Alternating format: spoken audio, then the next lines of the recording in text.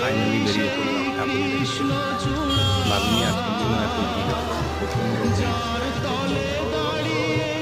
চোখে চোখ হাতে হাত কথা যে তো হারিয়ে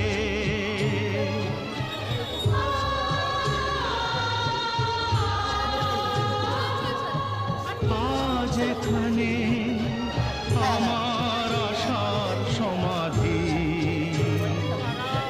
ব্যথা জানাবার ভাষা নেই, আশা নেই, ভালোবাসা নেই। আশা ছিল, ভালোবাসা ছিল।